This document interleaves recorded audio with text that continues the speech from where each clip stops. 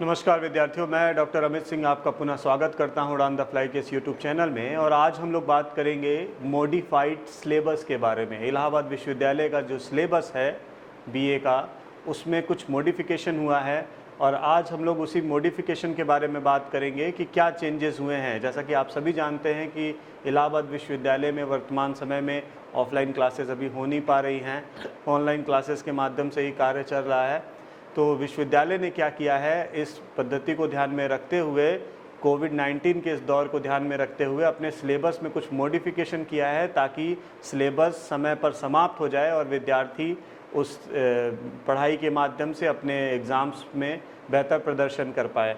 तो उसी को मद्देनज़र रखते हुए, कोविड-19 को ध्यान में रखते हुए कुछ मॉडिफिकेशन हुआ है और शायद ये मॉडिफिकेशन सिर्फ इस कोविड-19 के पीरियड के लिए हुआ है। अगर आगे चल के जब सारी चीज़ें सुव्यवस्थित हो जाएंगी तो हो सकता है ये जो मॉडिफिकेशन है उसकी जगह पर पुनः पुराना सिलेबस आ जाए। तो मॉडिफिकेशन क्या हुआ उसके बारे में हम लोग बात करें और पुराना सिलेबस क्या था उसमें एक तुलनात्मक हम लोग देखें कि क्या चेंजेस हुए हैं, क्या हटा दिया गया और वर्तमान समय में आपको क्या क्या इस सिलेबस के अंतर्गत पढ़ना है। तो मैं आज बात करूँगा अभी बीए थर्ड ईयर के पेपर फर्स्ट के बारे में, जिसको कि मैं पढ़ा रहा हूँ आप सभी को उड़ान द फ्लाई के इस यूट्यूब चैनल के माध्यम से। तो हम लोग पहले उस सिलेबस को देखेंगे, फिर बाद में जैसा कि जो भी अध्यापक अन्य पेपरों को पढ़ा रहे हैं वो अपने सिलेबस की डिस्कशन को आपके सामने प्रस्तुत करेंगे।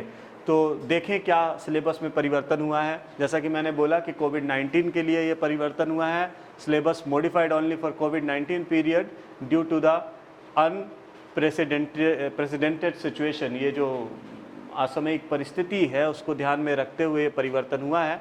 तो हम लोग बात कर रहे हैं बीए थर्ड ईयर के पेपर फर्स्ट, जिसको कि हम इंडियन कल्चर के नाम से जानते हैं। हम लोग इस यूट्यूब चैनल के माध्यम से इसके लेक्चर्स को भी ले रहे हैं, पढ़ रहे हैं। तो देखें क्या क्या परिवर्तन होता है। तो सबसे जो पहली यूनिट है उसमें हमें क्या क्या देखना है। तो सबसे जो पहली यूनिट है उसमें हमारे पुराने सिलेबस में क्या क्या था और नए सिलेबस में क्या क्या है उसके बारे में हम लोग बात करेंगे। तो पुराने सिलेबस को फाउंडेशन ऑफ इंडियन कल्चर, यहाँ से उस सिलेबस उस इकाई की शुरुआत होती है, पहली इकाई की। उसके अंतर्गत हमें पढ़ना था sources of study, definition and characteristics. किसका? इंडियन कल्चर का। मतलब इंडियन कल्चर की जो उसके जो स्रोत है उसका अध्ययन करना है, उसकी परिभाषा का अध्ययन करना है और उसकी चारित्रिक विशेषताओं को देखना है। तो ये पुराने सिलेबस में भी था और इस सिलेबस में भी है। इसके बाद एक चीज़ इसमें मिस है जो कि पुराने सिलेबस में था और इस सिलेबस में नहीं है, वो है इंडस सिविलाइजेशन। इंडस सिविलाइजेशन अर्थात सिंधु सभ्यता या हड़प्पा सभ्यता इस सिलेबस में नहीं है। उसको यहाँ से फिलहाल के लिए हटा दिया गया है। ये सिलेबस का पार्ट नहीं है। क्यों हटा दिया गया? अब क्योंकि आप बीए पार्ट 1 में भी इसको शायद पढ़ते हैं, इसको मद्देनज़र शायद अध्यापकों ने अभी इस सिलेबस से इसको हटा दिया है। तो इंडस सिविलाइजेशन इसमें नहीं है। आपको क्या पढ़ना है? आपको वैदिक कल्चर, वैदिक संस्कृति पढ़नी है। तो इंडियन सिविलाइजेशन इस सिलेबस का पार्ट नहीं है, गौर करिएगा, सिलेबस का पार्ट नहीं है। उसके बाद दूसरी यूनिट में जब हम जाते हैं तो दूसरी यूनिट में देखते हैं कि दूसरी यूनिट है main features of ancient Indian society, जो कि उस सिलेबस का भी पार्ट था। उस सिलेबस में भी ये चीज़ दिखाई पड़ती है और इस सिलेबस में भी ये सारी चीज़ हैं। तो इसके अंतर्गत हमें पढ़ना था वर्णाश्रम व्यवस्था, वो है पिछले से, मतलब इसके पूर्व के सिलेबस में भी है, इसमें भी है।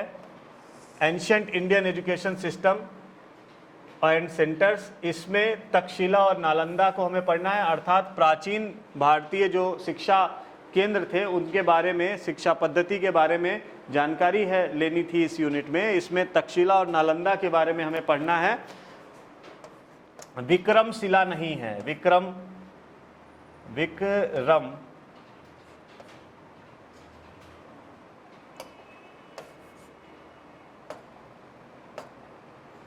विक्रमशिला यूनिवर्सिटी थी उस दौर में। विश्वविद्यालय एक अध्ययन केंद्र था वो हमारे पिछले सिलेबस में था, लेकिन इस सिलेबस में विक्रमशिला को नहीं रखा गया है, सिर्फ हमें तक्षशिला और नालंदा को पढ़ना है। इसके बाद पोजीशन ऑफ वुमेन उस सिलेबस में भी था, महिलाओं की स्थिति के बारे में उसमें भी था। गिल्ड्स एंड देयर रोल्स, अर्थात श्रेणी व्यापारिक संगठन हुआ करते थे और उनकी क्या भूमिका थी, वो पिछले सिलेबस में भी है और इस मॉडिफाइड सिलेबस में भी है, अर्थात इसको आपको पढ़ना है। इसके बाद हम अगर तीसरी यूनिट की बात करें तो तीसरी यूनिट जो है एंशिएंट इंडियन रिलीजन्स, वो हमें पिछले सिलेबस में भी जो इसके पूर्व था उसमें भी पढ़ना था और इसमें भी है। शैविज्म, वैष्णविज्म, जैनिज्म, बौद्धिज्म, अर्थात शैव संप्रदाय, वैष्णविज्म मतलब वैष्णव संप्रदाय, जैनिज्म मतलब जैन संप्रदाय और बुद्धिज्म मतलब बुद्ध से जुड़ा हुआ संप्रदाय। ये चारों संप्रदाय या धर्मों के संदर्भ में हमें पिछले सिलेबस में बात करनी थी और इस मॉडिफाइड सिलेबस में भी इसे पढ़ना है। तो इस यूनिट में, तीसरी यूनिट में कोई परिवर्तन नहीं है, जो पहले था वैसा ही है, एज इट इज़ है, कोई उसमें परिवर्तन नहीं हुआ है। इसके बाद चौथी यूनिट में अगर हम देखें तो चौथी यूनिट का जो शुरुआत है वो सोशियो स्पिरिचुअल स्ट्रीम्स उसका नाम है, अर्थात सामाजिक और आध्यात्मिक जो धाराएं थी वो इसका नाम दिया गया है, जिसमें हमें शंकराचार्य और भक्ति मूवमेंट को पढ़ना है, जो कि पिछले सिलेबस में भी था। लेकिन पिछले सिलेबस में एक और पार्ट था जो कि हमें इसके अंतर्गत पढ़ना था और वो पार्ट है interaction between Islam and Indian society with special reference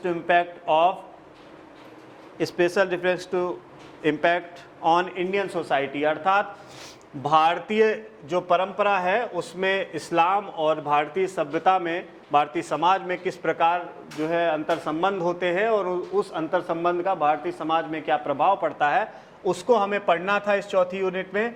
लेकिन चौथी यूनिट की जगह इसको अब पांचवी यूनिट में रखा गया है और ये एक यूनिट बना दी गई है, एक यूनिट इसको बना दिया गया है। उसके बाद जो पांचवी यूनिट थी हमारी, जिसमें हमें socio religious movements in 19th century India, 18वीं 19वीं शताब्दी का जो सामाजिक धार्मिक आंदोलन था, जो कि हमारी पांचवी यूनिट हुआ करती थी इसके पहले के सिलेबस में, उसको पूरी तरीके से हटा दिया गया है। अब वह इस मॉडिफाइड सिलेबस का पार्ट नहीं है, तो हमें यहाँ तक ही इस पांचवी यूनिट तक ही पढ़ना है और पांचवी यूनिट में, चौथी यूनिट का जो आखिरी पार्ट है उसको पांचवी यूनिट बना दिया गया है और पांचवी यूनिट को यहाँ पर मॉडिफाइड सिलेबस में हटा दिया गया है।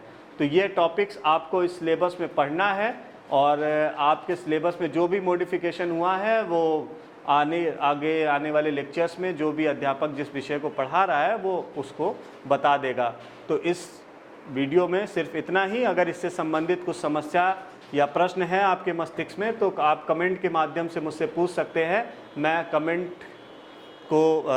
उन कमेंट्स को जो है मैं बेहतर तरीके से आपके सामने इस वीडियो के माध्यम से, मतलब अन्य वीडियो के माध्यम से उठाऊंगा और उस मुद्दे को कोशिश करूंगा कि आप भली भांति उससे परिचित हो जाए, किसी प्रकार का कोई डाउट ना हो तो आप देख लेंगे। ये सिलेबस आप इलाहाबाद यूनिवर्सिटी की वेबसाइट से डाउनलोड कर सकते हैं। अगर किसी को सिलेबस नहीं प्राप्त है तो वो मुझे मैसेज कर दे या जो व्हाट्सएप का एक ग्रुप है मेरा उसमें जुड़ जाएं और वहाँ से मैं सिलेबस आपको दे दूँगा, भेज दूँगा।